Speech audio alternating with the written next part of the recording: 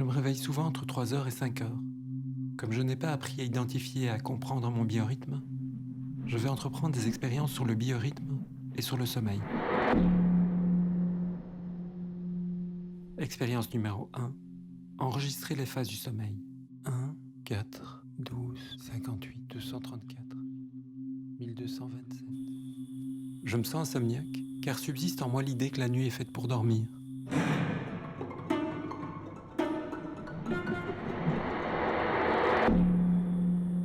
Il n'y a pas de réveil matin dans la nature. Mais l'être humain ne se soumet pas à la nature.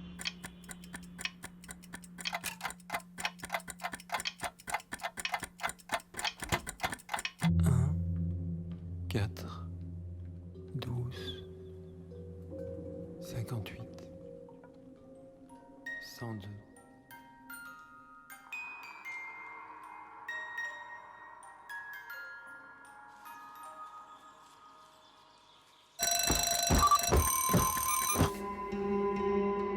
Je veux prolonger mes nuits. Je veux rêver davantage.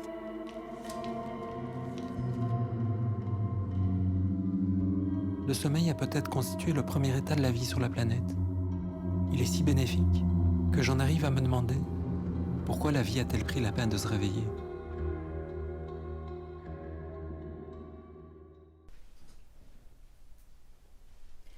Boris, bienvenue dans ce studio. Donc, j'ai dit que nous avons des films très très différents, très variés, mais aussi avec un énorme potentiel créatif, avec beaucoup de questionnements.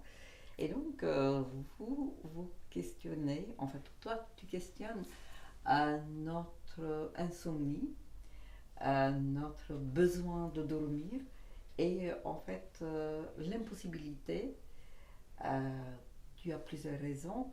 Est-ce que tu pourrais parler un petit peu de l'envie, pas de la jeunesse, parce que j'imagine que c'est clair quand on a l'insomnie, à un moment, ça commence à être obsédant.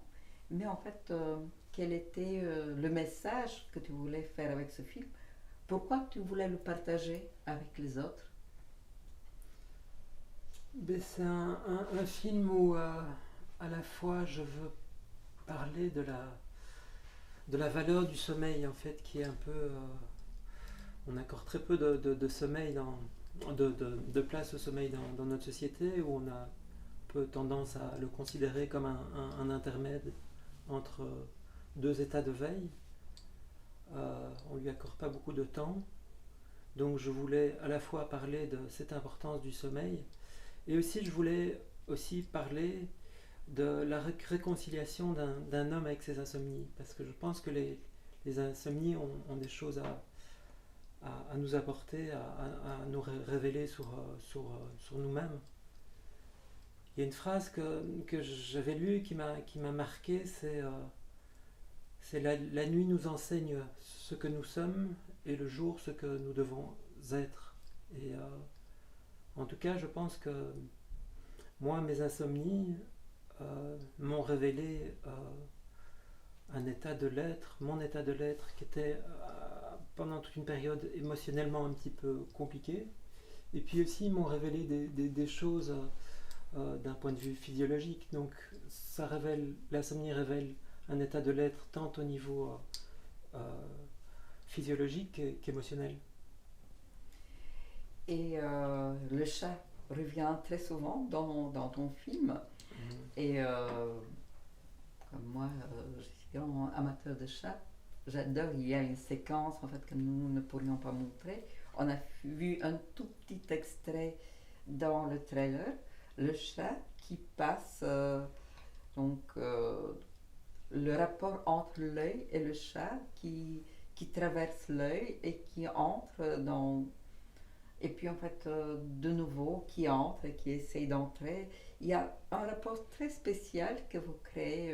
C'est une séquence qui m'a vraiment fait penser à Buñuel à un moment. C'était quoi ce rapport avec le chat? C'était quoi en fait son rapport avec l'œil?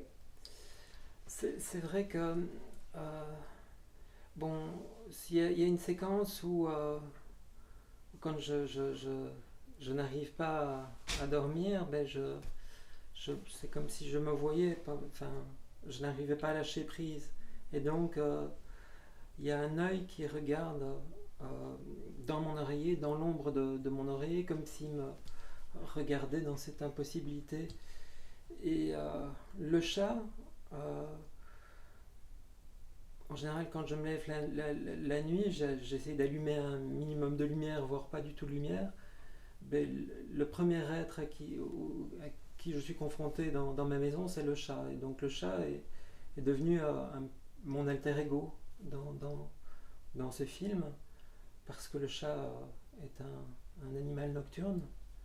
Et voilà, je me retrouvais un petit peu dans la même position que lui. Et puis c'est aussi un peu, le chat, c'est le maître des lieux. Quand je me promène dans la maison la nuit, lui, il voit, moi je ne le vois pas. Et donc, je me sentais souvent observé par le chat la nuit. Et il y a encore une séquence que j'aime beaucoup dans votre film, c'est quand vous filmez les animaux la nuit. Et il y avait toute cette danse des animaux, parce que c'est vraiment en accéléré. Et j'avais l'impression d'un mouvement chorégraphique et en même temps toute une réflexion sur l'espace, sur le temps, sur notre rapport avec la nature. Oui, tout à fait. C'est vrai qu'il y a une séquence, il y a une assez longue séquence avec 2 renards qui viennent jouer dans un jardin la nuit. Et voilà, je pense que ce que je voulais raconter, en tout cas par cette séquence, c'est que bon, j'ai appris en fait qu'il y avait des espèces animales qui étaient diurnes et qui sont devenues nocturnes pour échapper à l'emprise de l'homme, parce que l'homme est un colonisateur et que le seul refuge qu'ils ont trouvé pour retrouver un espace, c'est la nuit. Et voilà, je trouvais ça assez beau en fait que dans nos jardins, les animaux reviennent coloniser nos territoires, ils reprennent leurs droits. Et c'est un peu aussi l'insomniaque aussi. Pour lui, la nuit est un refuge pour prendre distance par rapport à son mode de vie, par rapport à... il est dans un regard plus critique par rapport à la société. Voilà, il se pose des questions en se disant je ne dors pas, mais nous sommes nombreux à ne pas dormir. Est-ce que c'est réellement de l'insomnie ou est-ce que c'est une adaptation au rythme que nous impose la société? Est-ce qu'il n'y a pas d'autres moyens de dormir? Doit-on forcément dormir d'une seule traite durant 6 heures? Le sommeil est quelque chose enfin, c'est ce que j'ai appris en fait en faisant ce film, est quelque chose de beaucoup plus modulable et beaucoup plus... on ne dort pas de la même manière durant toute notre vie. Un bébé dort 16 heures par jour, puis ça régresse, il a besoin de faire des siestes. Un adolescent, tout d'un coup, n'arrive plus à s'endormir à 10 heures du soir, c'est physiologique. Il s'endort 2 heures plus tard. Il a besoin de beaucoup plus de temps pour se réveiller le matin. Mais bon, les horaires scolaires ne permettent pas à ces enfants de dormir, qui justement un moment qui est essentiel pour eux, parce que c'est les dernières heures, c'est le moment où on rêve le plus.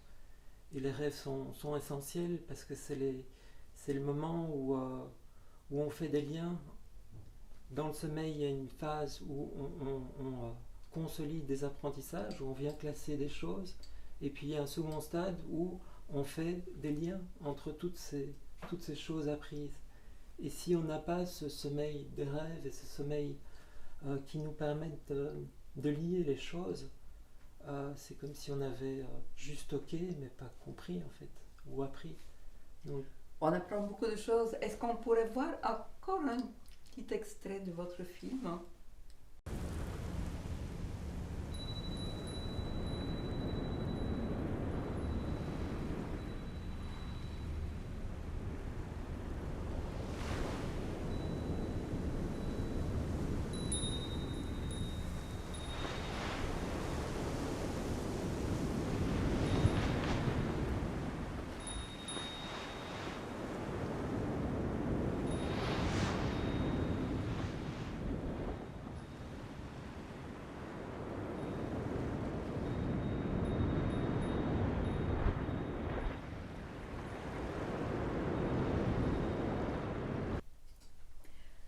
Bon, c'était la fin de votre film et vraiment je me suis posé la question pourquoi cette fin?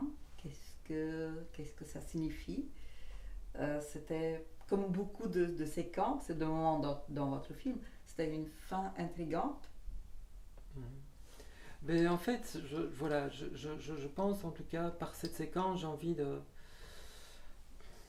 manière métaphorique en tout cas, de dire que le sommeil est la, consi- est la condition de l'éveil à soi-même, à soi-même, aux autres, au monde. Euh, c'est le moment, c'est un reset, c'est un moment de reconstruction. Et puis alors aussi dans cette séquence, pendant tout le film, et ça je pense que c'est une de mes obsessions, je veux toujours filmer l'invisible. Et je pense que j'ai choisi ce thème, peut-être inconsciemment j'ai choisi ce thème-là parce que je voulais essayer de filmer ce qui se passait dans, dans ma nuit. Et, et, euh, et à un moment, je sais, voilà, cette idée de cet homme qui se reconstruit par des vagues, par des choses extérieures, peut-être que c'est des souvenirs, peut-être que c'est des